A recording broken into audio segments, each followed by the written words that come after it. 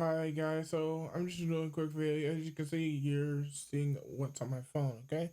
So this is my thing right here, sofabaton remote. I'm gonna show you how to add some stuff. So as you can see, how I have right now is just so right now it's just the Apple TV remote. I'm gonna come and put this remote. I have this remote here, which is in order to get on here, you have to update sofabaton to the latest software, and then it'll update from where I'm actually. I'm going to try at this, which is for my subwoofer for over here, because I wanted a single remote option, because so far I can only have two, which is basically this remote and my Apple TV remote. I mean the my Apple my this remote and my Apple TV remote, and basically also it's also my actual soundbar remote. Just was going to combine them into one because normally I didn't need this unless I'm changing volume on the subwoofer. I don't change outputs or anything. And since I just need it for changing the bass and volume, I want to put down my sofabaton. I have the ability to control volume with my Apple TV remote. Apple TV remote is fine. It's a really good remote because it actually has rechargeable batteries. I mean, rechargeable battery versus having to put rechargeable batteries in here. And then this also has rechargeable batteries. All my remotes use rechargeable batteries. But the issue I have is that this is good for basically just Apple TV stuff. And I'll get to this after. So let me explain. So this Apple TV remote is really good for just Apple TV, and it has a little slidey bar here, which is okay. I don't really like it that much for basically because it usually when I not trying to change something, it changes. I really like more forced to like use to like change the button, and so when I just slightly touch it with my finger, it just moves. And so and there's also a menu button right here, which is if you double tap it, it loads the menu. You can do the same thing on Sofaton, but there's that. So and with this remote, I need it for changing sources on my TV because of when I added the desk use for this part, which is for videos you've actually seen. I guess I don't know, you might have seen it, but basically, I recently got a studio desk that I use for studio work and at easy access, and I usually use the TV that's right on the wall for the switch and basically any like TV related stuff for when sitting at the desk. But since the monitor is literally the webcam is right here, so it's literally higher. It's higher than it was working before. It was like right here at eye level, and which is fine. I like it this way too. So basically, it's basically higher. So it's basically cutting off a majority of the TV that I can't see. And also, I have a overhead camera that you've probably seen before, and that's also cutting off most of the TV. So it's kind of pointless. The TV is literally just sitting there. It's plugged in. I might end up unplugging it, but basically, it's there just in case I need a quick display, and I don't mind lowering down this a bit because I have a HDMI cable already in there, and I can just plug that into the device I want to plug it into. Just have quick display. But that's not the issue. So basically, the issue is that there's some stuff in front of the TV. So I'm usually going to use the TV that's over there. Can't see it. It's literally right there. It's just out of frame. And the problem is, um, I had to run an HDMI cable that's over here, that goes from back here over there, around there to actually there, and it fits over there. And the problem is it needs inputs. I need to change inputs, and I didn't want to have this remote and this remote. and I wanted to control the sub just a little bit more, because usually if I have it set 6, there's sometimes I want to have it lower just for lower parts of movies, or something where the base is too heavy. So that wouldn't be 3 remotes just for one TV. So I basically remember I had this, so I basically didn't know if it could work with the Apple TV remote. I basically had to firmware update the remote just to get it to like detect Apple TV. And with this specific remote, since the or the this is an anywhere point remote, I think it's Apple's proprietary Bluetooth, so can't really you can aim it anywhere and it would work. With this one, you have to aim it kind of at the IR blaster of the Apple TV. And so I noticed that I had it set up once, and I was aiming it at the Apple TV, and it would barely work because of one, something was covering up the IR blaster, and so and now it's working. And so now I'm just gonna show you how to do this. So my 2, 4, 6, 8 are the menu is basically these buttons right here, just for the occasional um menu on the TV if I need it. Uh, the the TV power button at the top is the power button for the TV on the Apple TV remote, and then on the scene of the Apple TV remote, and then the actual um yellow exclamation point is that source on this remote, which is right here. Source allows me to change sources on this specific Samsung TV. So I'm gonna show you now. So I'm gonna go 5, which is gonna be okay. So what you have to do is basically, when assigning a button to a different remote, you can either learn the key and basically teach it from that specific remote, or you can basically reassign the key based on what's already there. So I'm just gonna create a macro with actually macro was really cool. You can basically go press the volume up 3 extra times, and you basically press that macro button once, and it'll basically press the volume up button 3 times if you want it to. But for this, I use it as shortcut keys to have individual remotes on my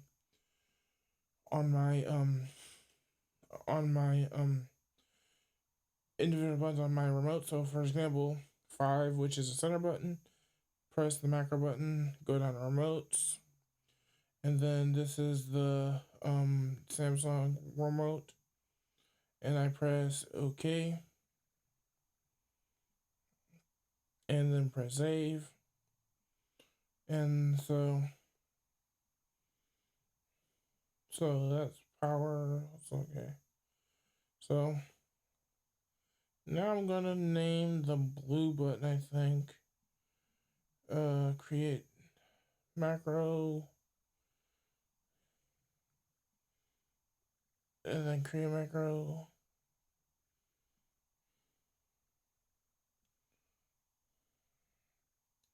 Would be back. Blue would be back. And then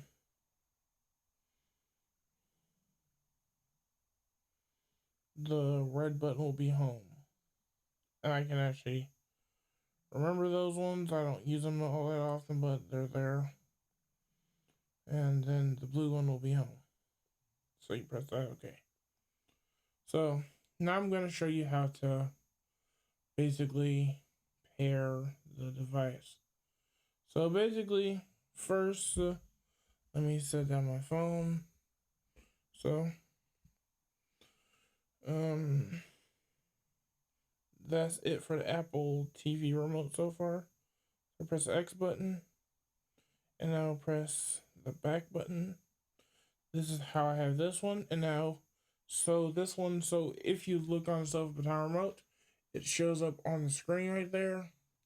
It shows up for the remote button, and since I mapped it to the Apple TV remote, I don't need that button. So you go to remotes, which is this one. Go to hide from remote screen. It'll automatically update, and then it'll basically show an actual not visible sign on there. So after that, I'm gonna basically pair the actual remote. So basically, you go add remote. If you know the note, so basically, so the thing is with NVIDIA Shield and Apple TV and Google TV, so the Fire TV one works with the Fire TV. The NVIDIA Shield works with NVIDIA Shield and the Google TV for some reason. And then the TiVo is for TiVo Bluetooth, which means you can hook it up to any Bluetooth device.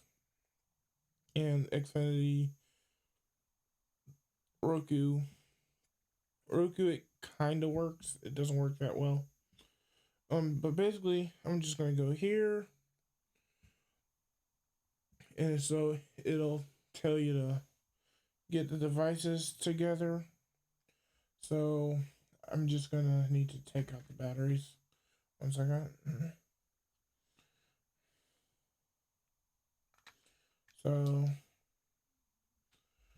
So with this, you can put most of your remotes away, unless I would usually, maybe you can keep one remote that is your main remote, like the Apple TV remote, for example. And wrong batteries. Shiz. Oh, I got some.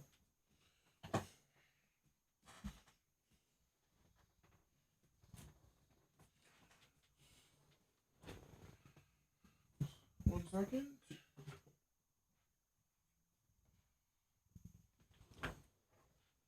So I actually didn't have any batteries available for that aren't in a controller. These are in a controller right now, so because this remote uses AA. And also, this makes it easier is if you have a singular remote, you don't have to have batteries for this, batteries for like AA, AAA, cable for actually charging. So you can just have one battery set for actually the sofabaton. It's the sofabaton U1. You can get it for like $30 on eBay and like $25 on Amazon. So after that, you press next. Okay, make sure the thing you have this stuff hooked to is turned off. So and I would say unplugged too. So basically, this is what I would do. And what I'm probably going to change is I'm going to change the power macro key from actually here to from actually the power button for the what's it called, for the TV, on another button that's far away from where I usually use stuff. So basically, because this shows on every scene, so basically I'm just going to do this power. So you need that one, you press the power button, then you put the remote here. So put the remote here, hold this like this, it links up,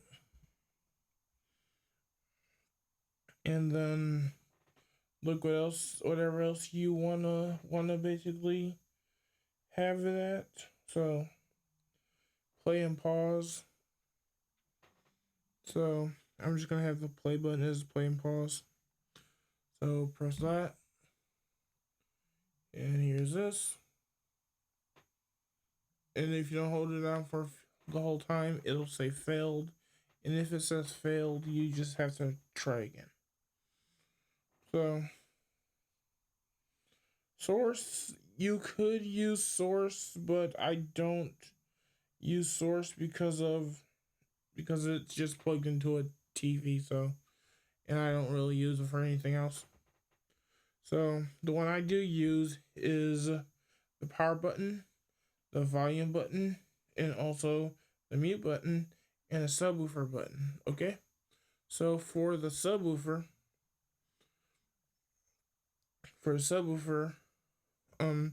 I put it as this one right here, which is the up button for the up.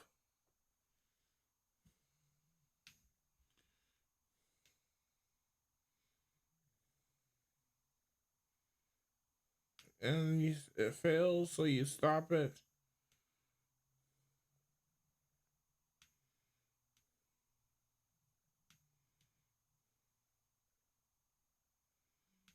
There you go.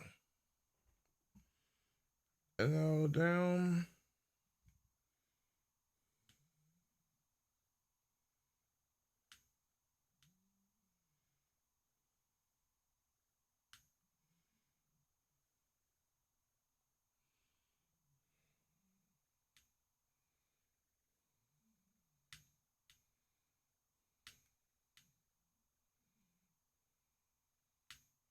Okay, there you go. So subwoofer, volume up.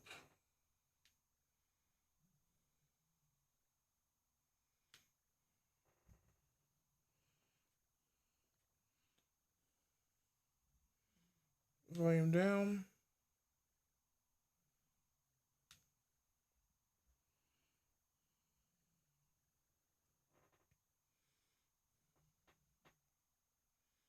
And now mute.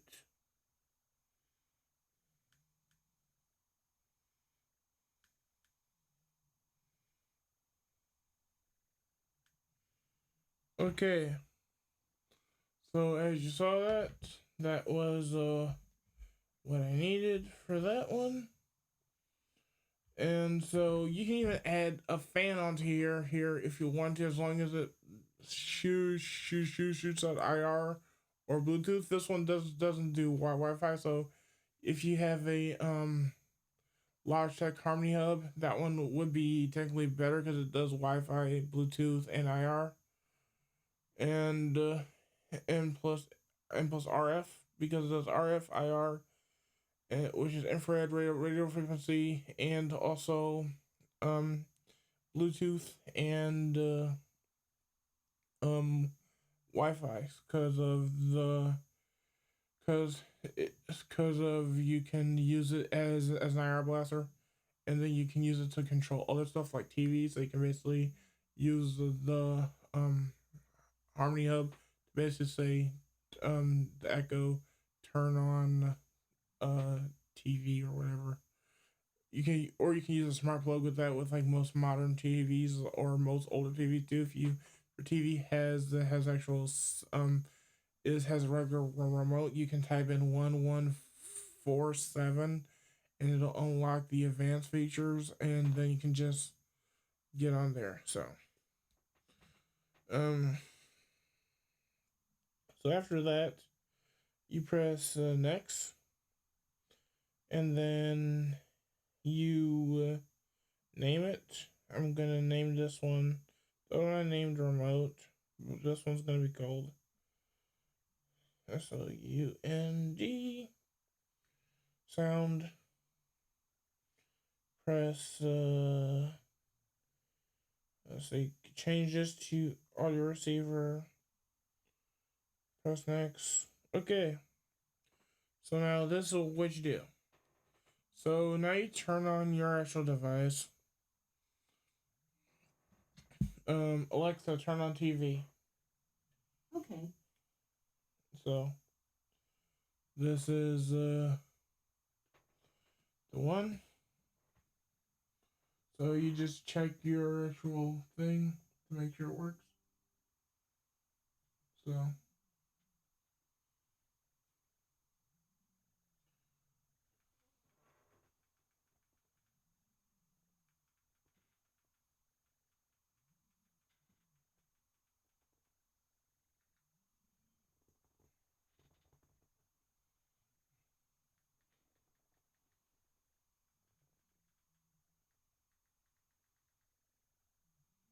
So base is working.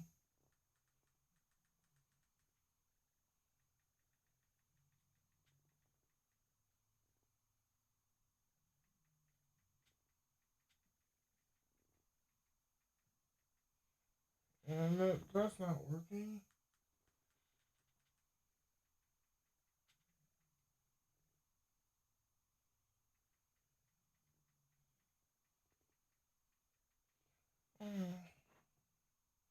Okay, so one thing's not working so far.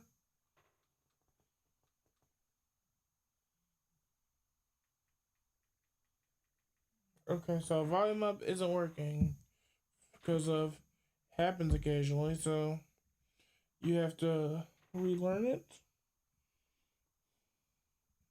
Learn from original remote. And so it's volume up.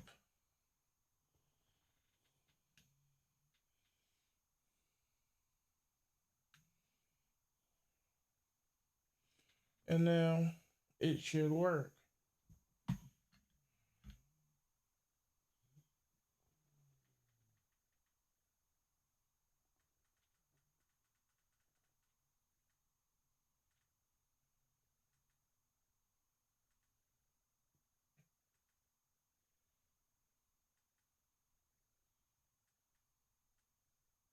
Yeah, it's working now. Okay, so that's just the case there. So now, going back to my phone. So make sure they all work. The play works for me.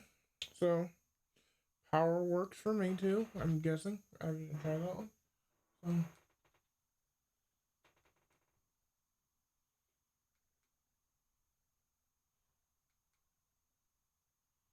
power works. Let's see. But the reason I have power on there is because of power is literally just there for um it's just there for stuff. Power is just there just in case I need to turn because it's always on standby unless I turn off with the smart plug. It just works in. So I press done, and then you basically go into your settings. So what I would do is like I remove I basically turn the brightness down to low. It conserves battery life.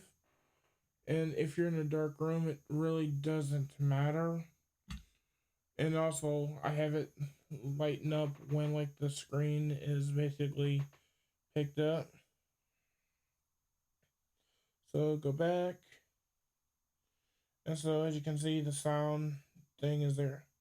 Now you go to the Apple TV one again, or whatever device you have. If it's Google TV, you do the same exact steps for Google TV, but you add Google TV and you use the NVIDIA Shield remote.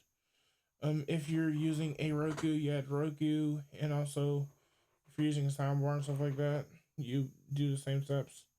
So now we're just gonna go to remote keys, and now we're just gonna go to.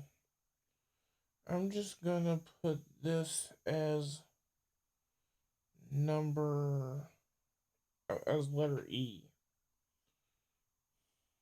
Actually, no, as 0 because I don't actually use the numpad that much. So go here, clear this key. So I'm gonna put a 0, create macro, then go to remote, and then add power, and then press save. And you can actually do like a double step where basically you can do like multiple stuff. You actually can even have it if you have a receiver, speakers, and all that stuff. You can have a receiver and also a I soundbar. didn't know that one. Thank you, Alexa. Can't ignore what just happened. I didn't say that. Didn't say that. So if you have a receiver, you can basically just basically and basically or a soundbar, you can press one button and the macro will turn on the receiver and then the speakers. And then if you press another button, you can have it turn off the speaker and then the receiver. In that order, you can put a delay on there, so you could have it work like that. And that's how I have that set up. So now we're just gonna do let's see. Now we're gonna go to sound. So, oops, don't want to rename that one. So the first one we're gonna do the green button. We're gonna create a macro, and then we're going to basically add sound, and we're gonna do the bass levels. Green will be higher, and yellow will be lower.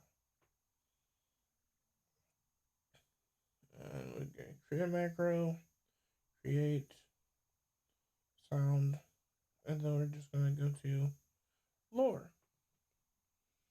Then press OK.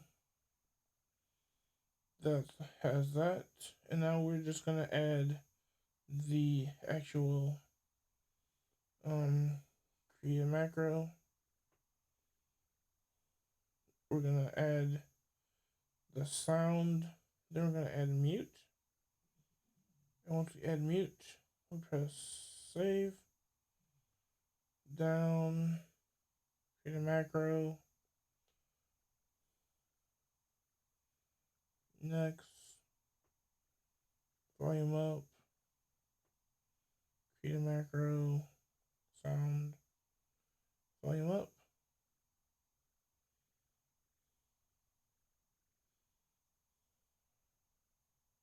I think I did volume up twice. Create a macro. No, it's volume down. Okay, so this is what the remote looks like.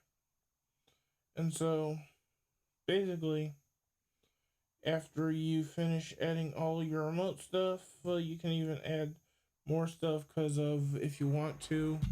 Um, you can actually have you in this case you have 6 plus 7 buttons left on this plus that the top one if you want it to be like be a main power source for everything. And if you basically take this for example, I'm just gonna show you. I'm not gonna actually do this, but you can create a macro, and then you can go like this.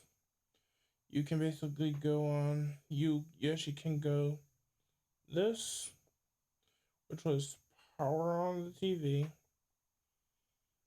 and then you can basically go. Then you can um uh power on so power on the Apple TV, and then you can power on the sound, and you can put some like milliseconds delay. So 0.5 milliseconds is this is 5.0, which means it's less than a millisecond. So it will power on. It will power you press power button for you press this button, and it will basically press the power button for the remote, press the power button for the Apple TV, and press power button for the soundbar. If you have other stuff in the chain, it would actually work. It will work too, but the Apple TV one would just actually start itself because that's what it does. But I'm not gonna save that. And there's a record button. So if you have like recording of something like on like VHS or something on a computer, you could basically just press this button to actually record, because this can be hooked to a computer and be used as a physical remote with the latest update. So yeah. Um. So now you press X, and now you basically go back in the keys, make sure everything's stuck, and then you're done with that. So now you go back to the main screen, go to sound, go to hide from screen. So, and then you just go to here. You can basically keep this on. I usually do, but I keep it on low. You can I usually would, you can turn it off to save better because it lights up screen, but the screen will light up whenever you actually press a button anyway. So for the screen timeout would be 30 seconds, 10 seconds, 5 seconds. So there's that. Press back, and then click here.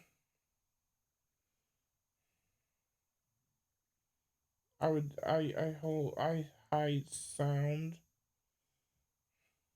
and then you're done with that. And also you can add a fan. So if you are basically so I'll just show you with the Apple TV one. So what is it? Keys. So basically, if you want to, you can add basically number 1 or number 2. If you have a if you have a 3-button fan, add 1, 2, 3. I mean 1, 2, 7, 1, 3, 7 as your actual main buttons to like turn on and off the fan. So there's that. Yeah. So that's how that works. And so now with this sofabaton, you'll see that there's only one thing on there, and it says Apple TV, which is just that. 3 different remotes. It was if you have a fan, you could combine everything together into a single remote.